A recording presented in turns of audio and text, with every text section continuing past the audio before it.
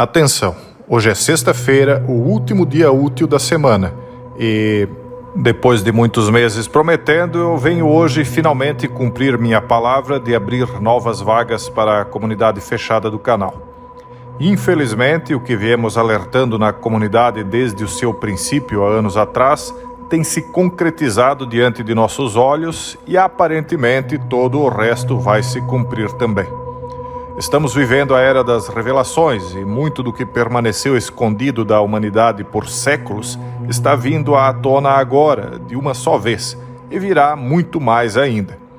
Mas nem todos terão a capacidade de entender, pois de fato não se importam e nem nunca se esforçaram minimamente para compreender para onde suas vidas estão sendo encaminhadas.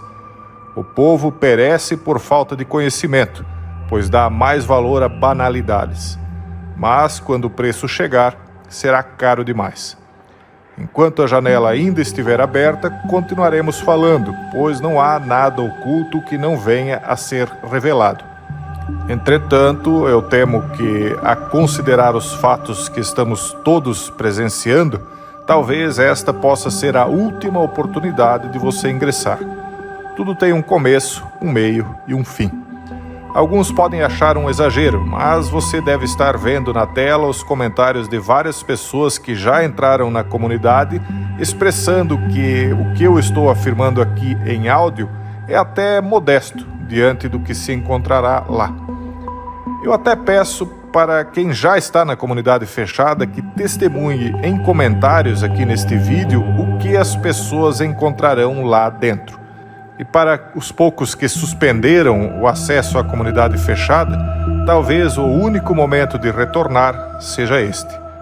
Se você quiser ingressar na comunidade exclusiva fechada, o link para inscrição está na descrição deste vídeo ou no comentário em destaque. Olá a todos, um bom dia, uma boa tarde ou uma boa noite, a depender do horário que as senhoras e senhores estão me assistindo, e vamos direto ao assunto. E o assunto de hoje eu achei muito interessante, é um artigo escrito aqui pelo Thomas Friedman e que fala sobre como a disputa que está acontecendo entre a Rússia e a OTAN, utilizando a Ucrânia como desculpa, como é que isso pode mudar o mundo. E eu acho que as coisas vão se encaminhar bem próximas daquilo que está nesse artigo, por isso que eu trouxe ele para vocês. O artigo começa com a seguinte chamada: a agenda Ucrânia ainda reserva surpresas, o maior pode ser para Putin. Ele diz pode, porque essas disputas, elas são como uma caixinha de surpresas, como se diz. E aí ele faz uma introdução razoavelmente longa, nós não vamos nos ater muito a ela, porque nós vamos direto ao assunto depois, porque o nosso foco aqui é entender como é que o mundo vai ficar depois que tudo isso acabar. O que está sendo gestado, o que está em gestação de fato, quem é que vai nascer depois disso tudo, que mundo é esse que vem aí? Isso que nos interessa saber, esse artigo aqui responde até razoavelmente bem. Então ele fala, por exemplo, que até recentemente a maioria dos americanos nem sabia apontar a Ucrânia no mapa, mas que agora, não importa de que lado da política se esteja, o povo estaria apoiando todo o apoio, a questão financeira e de equipamentos de defesa e ataque, vamos chamar assim, que os Estados Unidos estaria mandando para a Ucrânia. Mas ele diz também, ele é bem pragmático, bem verdadeiro nisso, embora seja um artigo escrito aí com uma visão, evidentemente, você nota de cara que é uma visão liberal e globalista, mas ele é bem sincero, parece, aqui no que ele está falando. Embora ele diga que isso tende a se desgastar rapidamente, quer dizer, esse suposto apoio popular tende a desaparecer rápido, uma vez que isso está custando caro também para os norte-americanos. Por quê?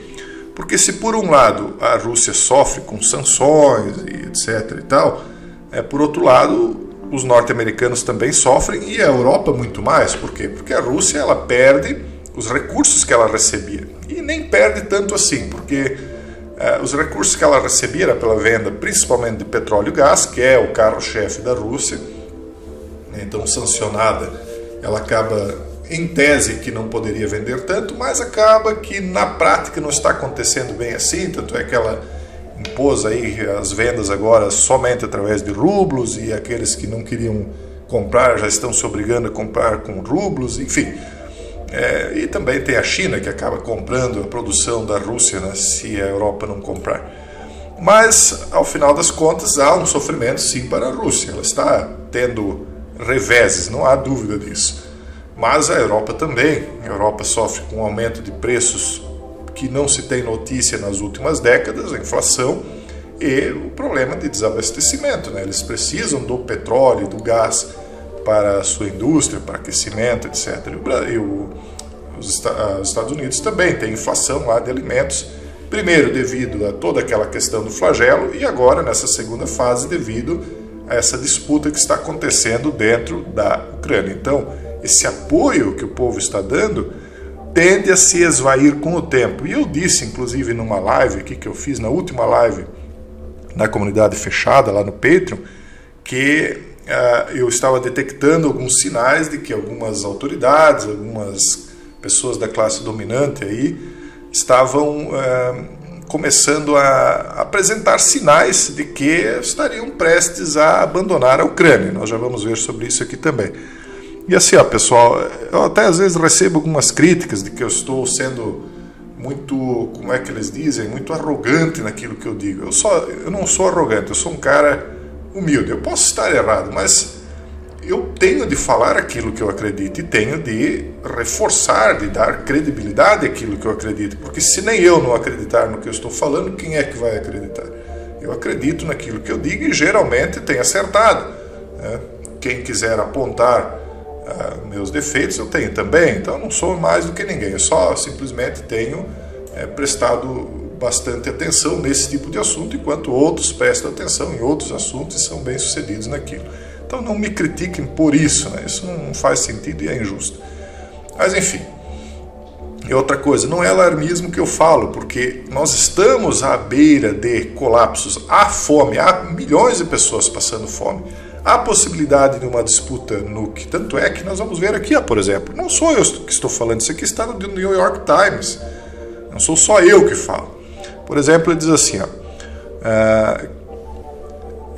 que esses que eventualmente podem desistir ou começar a desistir do apoio à Ucrânia, dizem que apoiar a Ucrânia até o ponto da vitória total, ou seja, expulsar Putin de cada centímetro da Rússia, seria muito dificultoso, e por outro, derrotar a Rússia poderia desencadear o quê? Uma disputa nuclear, setas terminais sendo mandadas para todo lado. E, como eu disse, existem autoridades já falando no sentido de que dá a entender que tem de entregar a Ucrânia de uma vez e pronto. Por exemplo, veja o que disse aqui, Emmanuel Macron, na França, dizendo que a Aliança Ocidental não deve humilhar a Rússia, ou seja, não pode ganhar a disputa. Então, como é que você entra numa disputa que você não pode ganhar? Então os dois lados estão tentando um desgastar o outro e os dois lados estão se desgastando ao mesmo tempo. Só que, como eu disse na comunidade fechada, insistentemente tenho falado, principalmente nas lives que a gente tem feito lá, e por isso eu convido vocês a irem para lá. Aqui a gente nem pode falar nem 1% do que fala lá. Como eu tenho dito para vocês, as coisas não vão mudar de rumo. O que nós vamos ver agora, e agora nós vamos entrar no tema principal do vídeo, para onde as coisas estão rumando, o que vai resultar disso tudo. Por um lado, nós estamos vendo esse globalismo dando um passo atrás, porque há um rompimento, a Rússia já está saindo do sistema financeiro, nós vamos ver a criação dos 10 reinos, eu tenho convicção disso. Você é arrogante? Não, é a minha convicção, é o meu entendimento, eu falo disso muito antes disso aqui tudo começar. Quem me acompanha mais tempo é testemunha, não é arrogância, é o que eu falava. Então eu tenho falado agora na comunidade fechada coisas que eu vejo que vêm pela frente e também que eu já nem falo mais aqui justamente por causa de certas críticas. Eu já compreendi que tem coisas que não dá para falar tão abertamente. Mas então o que vai acontecer? Por um lado, nós veremos um recuar do globalismo liberal, sim, a formação de blocos regionais, que eu chamo de 10 reinos, mas por outro lado, isso vai dar um passo atrás para depois dar 2 passos para frente, e por outro lado eu vejo que não há um recuo da tecnocracia. Pelo contrário, veja o que eles estão dizendo aqui, vamos mais aqui para o fim. A G na Ucrânia está forçando todos os países e empresas a avançar drasticamente em seus planos de descarbonização. Por quê? O tal combustível na base de carbono, petróleo, está nas mãos de adversários dos globalistas. Está na mão dos russos, do Irã, da Venezuela, está lá no Oriente Médio, que é uma confusão que ninguém consegue dominar aquilo lá. Então, com essa nova disputa envolvendo a Rússia e com a falta de combustíveis à base de carbono, há uma descarbonização forçada. E, portanto, a agenda do Greenman, a agenda de energias verdes, vai acelerar, não vai desacelerar. Vai acelerar. Eles até citam aqui, ó. A primeira G mundial trouxe uma mudança do carvão para o petróleo. A segunda G introduziu a energia nuclear como uma importante fonte de energia. Só que eu já disse, hoje é complicado isso aqui porque eles veem isso como um alvo que, uma vez atingido, pode espalhar no território em que essas usinas estiverem uma devastação nuclear, né? Então eles dizem que as Gs elas mudam a economia e mudam mesmo. Então o que eles estão dizendo? Que agora, com essa falta de fornecimento e o aumento do preço dos combustíveis à base de petróleo, o que vai acontecer? As energias verdes começam a se tornar competitivas. Não é arrogância, mas não foi exatamente o que eu disse que iria acontecer, que o preço do petróleo iria subir tanto ao ponto de não a energia verde descer de preço, mas ele ultrapassar o custo da energia verde para que elas se tornassem competitivas, e não é o que está acontecendo. Então eles dizem, esse aumento vai aumentar significativamente a ambição em termos de energia renovável. A implantação da energia que vem sendo feita principalmente a partir de quando? 2019, que foi quando eu identifiquei a simbologia do Greenman, eu vinha falando para vocês. Enquanto isso diminui a geração planejada de combustível fóssil para 2030. Então nós veremos mais usinas hidrelétricas, aliás, eólicas e solares. Hidrelétrica está se esgotando os lugares, porque isso demanda de quedas d'água. Então eólica e solar vai aumentar, porque eles são obrigados agora por conta do que aconteceu. E será que isso não faz parte de uma segunda fase dessa agenda toda? Então nós veremos a tecnocracia aumentando, a tecnologia verde aumentando, ao mesmo tempo em que o globalismo dá um passo atrás para depois dar 2 passos à frente. É isso. Então a ciência não vai recuar no seu avanço. A ciência, eu tenho falado para vocês, não tem 2 pedais. Não tem o pedal do freio e do acelerador, só tem agora o pedal do acelerador. Então nós veremos a ciência se multiplicar ainda mais nesse setor de energias verdes. Isso vai mudar totalmente a cara do mundo. Vai encarecer a energia, mas é para onde as coisas estão se encaminhando. Então, por que ele diz aqui que isso pode ser, a maior das surpresas pode estar para Putin? Porque a maior das fontes de recurso da Rússia hoje é o petróleo. Se o petróleo for substituível futuramente, então esses países hoje que têm a sua economia, a sua força à base do petróleo podem ser prejudicados. Tudo isso eu adianto há muito tempo. Infelizmente, para quem não gosta de mim, isso é uma verdade. Mais uma vez, por favor, não façam críticas aos meus acertos. Podem fazer aos meus erros, críticas respeitosas, construtivas, ótimo, a gente vai aprendendo também.